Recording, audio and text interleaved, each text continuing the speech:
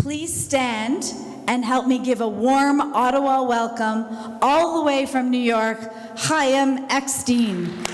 Well, we're moving on to the side, to a deluxe apartment in style. We're moving on. Good morning. What I'm about to share with you today is close to 20 years of experience working with people in their finances. It is my goal that you take out at least one thing that we're going to discuss in the short time that we have together today and apply it to your life immediately to make a difference. So, as the introduction said, I'm from New York. So, my office was in Brooklyn, New York, but I don't live in Brooklyn, New York. I live in upstate New York, which is about an hour drive from Brooklyn. So, I remember July 2009, sitting in my office in Brooklyn and having a very rough day. You know, nothing serious happened. We couldn't accomplish too much. You know, I'm sure you can relate to such days sometimes. And as I'm driving home, I'm sitting on the New York State Thruway driving. My windows were down, the air blowing, beautiful weather. All of a sudden, my phone rings, and it's my wife on the other side. And she says, "Chaim, when are we going to paint the house?" So I tell her, "You know, Malki, I have it in mind. I'm telling you, we're going to get there. We have some more important stuff to get done before. Once we're going to be ready, we're going to paint the house." And she says, "You know, Chaim, you keep telling me that for the last 6 months, but when are we really going to paint the house?" So as she puts down the phone, I'm thinking to myself, what is going on? You know, I'm earning more money than a lot of very successful clients I have. And why is it that they somehow can afford everything they need, everything they want, and why is it that I can't? What's going to be the end game here? So I made a decision right then and there. Tomorrow morning, when I walk in the office, I'm going to take out the files of my very successful clients, and I want to see what they're doing. There has to be a pattern of behavior between them that I can copy, and I can make sure that I should also be one of the successful clients of myself. More important, I want to see the pattern of my not-so-successful clients. What can I do to not be like them? So what I found is 6 things that's common between successful clients.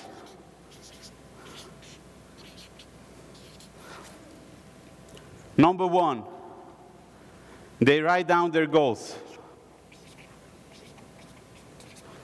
It's not just they save. It's not just they want to save. They know why they want to save. They know the purpose of the savings, where the money is going to go to. And number 2, before I give you number 2, I'll tell you what is common between unsuccessful people.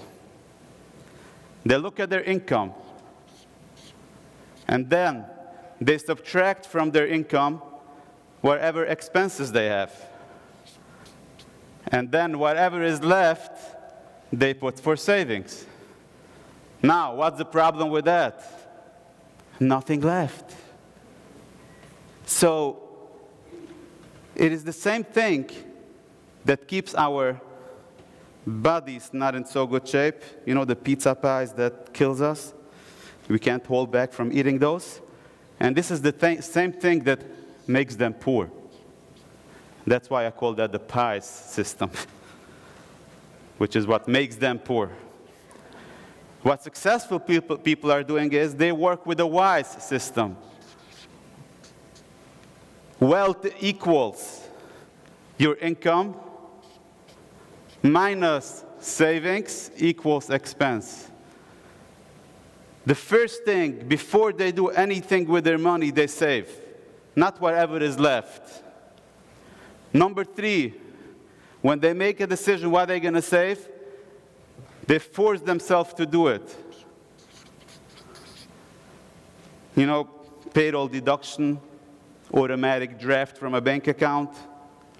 And when you go and open up that special account where the savings will be allocated, and then the bank manager comes to you with a big smile and telling you, "You know, we have this free debit card you can sign up for. Free overdraft protection." You tell them, "No, no, no, no, I don't want that." Not only that, I want every time I'm coming into the bank to make a withdrawal, You should not let me do it before you give me a smack on the face and you make me wait 3 days. So, successful people force themselves to do this. Number 4, they play it safe.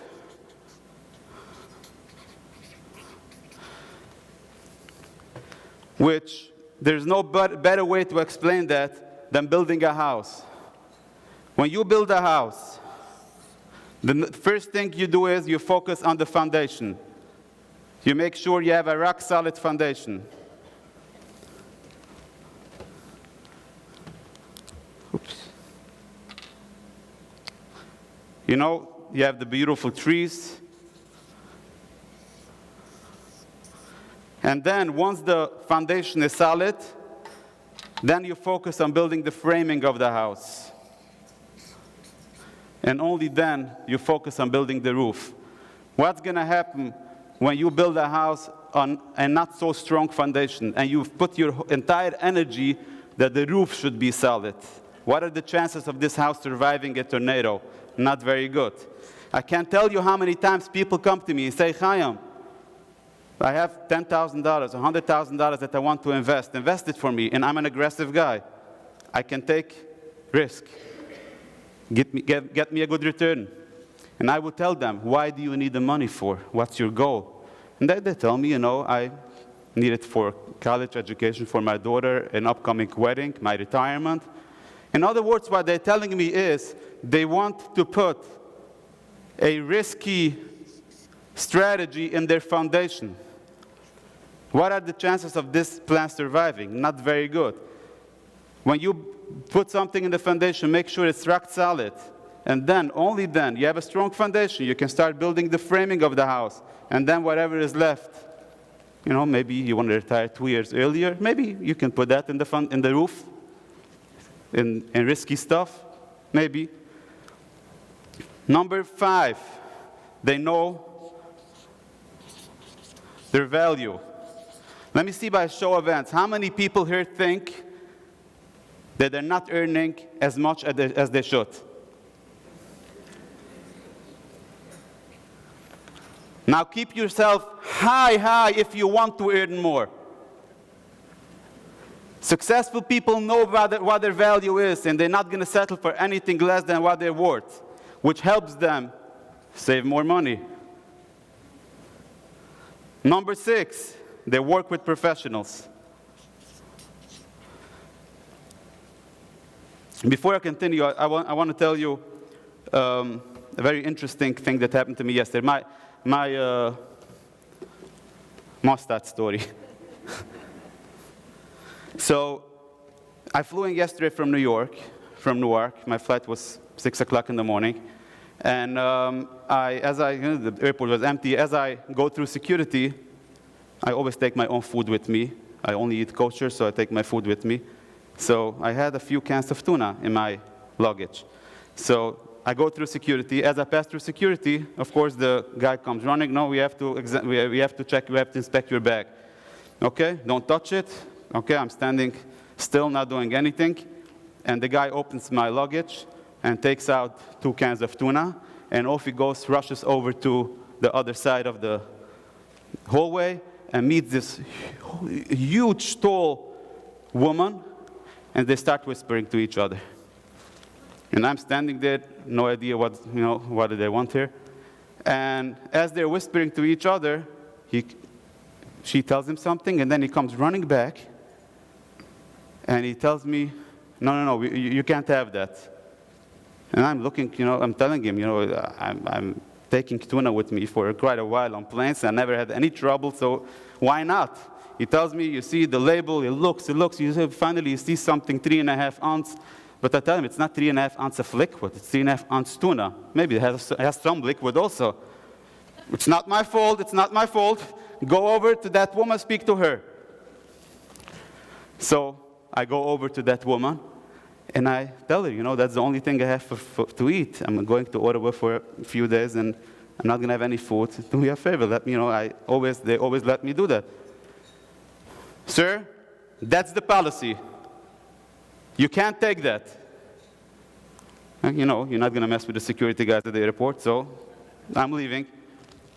And as I'm leaving, I'm turning around, and I see them laughing and looking at each other, preparing for a big tuna patty. And it made me think to myself, what's common between unsuccessful people?